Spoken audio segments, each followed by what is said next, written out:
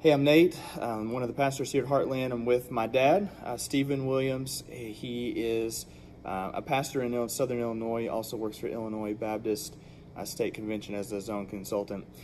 We just got done with our teachers meeting, and he shared with us a couple things that I thought were really helpful to our teachers that were here.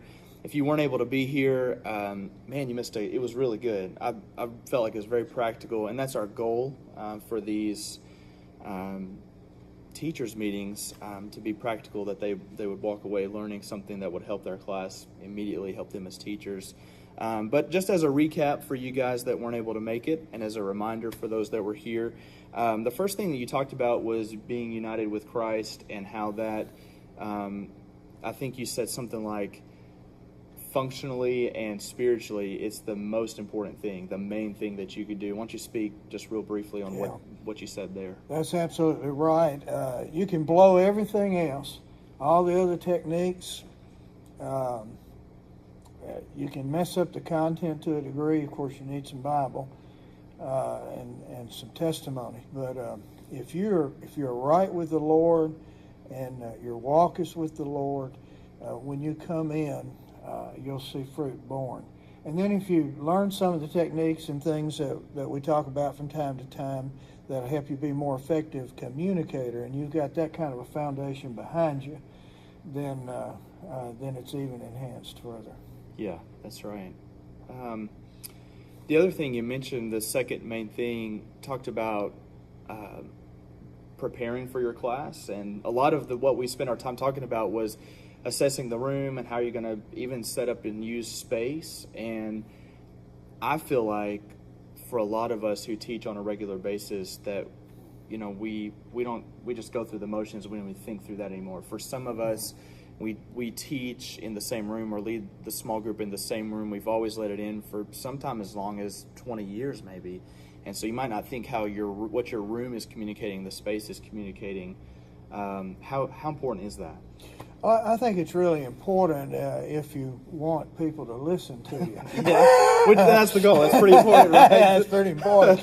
Now, if you've got people that are really inclined to hear you, probably whatever the trappings are, they will hear you. And the spiritually hungry obviously will listen.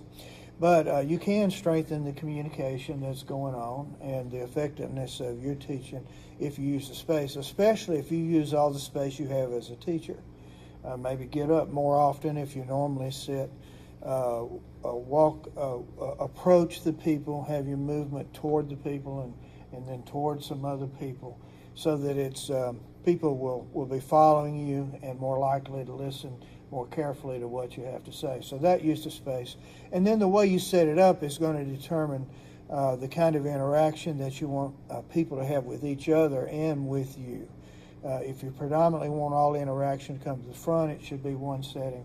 If you want people to be more involved, sometimes changing the setting alone will give you a big head start in that direction. Yeah, that's right. Even just for one time. If your room is always the same week after week, and maybe most people prefer it that way, you could mix it up just to make a point and then go back to that. Yeah. Yeah, and if you try changing your position in the room from time to time, that will naturally increase the interest. If everybody's pretty much sitting in the same place, you get there early enough, choose a different chair. Yeah, which is effective if you've got somebody dominating your discussion, right? I know a lot of our groups or classes that are discussion-oriented maybe struggle with that. There's maybe somebody that always dominates and you can't get to your main point. How do you deal with that? Well, as we talked tonight, and I think the group pretty well knew it because they gave the right answers. The first place you choose, if you're in a circle or a close setting with a small group and you have somebody that likes to dominate, it's a good idea to try sitting next to them, so that when he draws people's attention, it's easier for you to go ahead and move the class along because you're in the same eyesight that he is, or she. And if that doesn't work, and you still have a problem, if it's a problem, then you can sit directly opposite the person. And then when you get the class's attention, all eye contact is away from that person, and you can direct them forward. So those are the two easiest ways to deal with it. Yeah. I guess one other thing I noticed that we either do it or we don't. We may not think about it. You mentioned 3 things that are vital when teaching or giving a lesson: explain the Bible, give application, and then illustration. Right. I generally struggle with the application. I think that's what you shared. That's what I struggle with. Like most. father, like son. Yeah, like father, like son. It's easy for us to study and read and give information, and maybe that's how people are, but maybe hit on why those 3 are important. Well, the information, the content, the Bible is centrally important because that's where we have our communication with God. God's given us that revelation.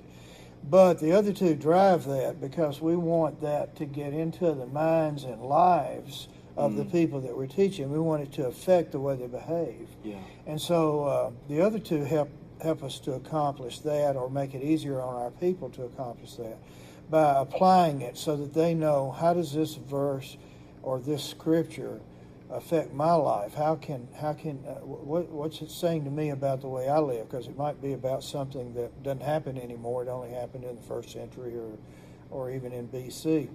And so we have to help them make those applications, and we want to make valid applications, Sure. truly parallel applications, and then that'll help them apply it to their lives, help them make better decisions. And then to illustrate it or use language like metaphors helps people to understand. Metaphors especially help us understand concepts that can't be molded in some form and set out in the middle of a room and looked at. And those concepts like God and love and salvation and things like that, we need the metaphors to help us understand how to comprehend them. That's right. And talk about them. That's right. Well, thanks for being here, and thanks for watching this video. Hope it helped. And our next meeting will be coming up in September, and we'll be sending out reminders about that.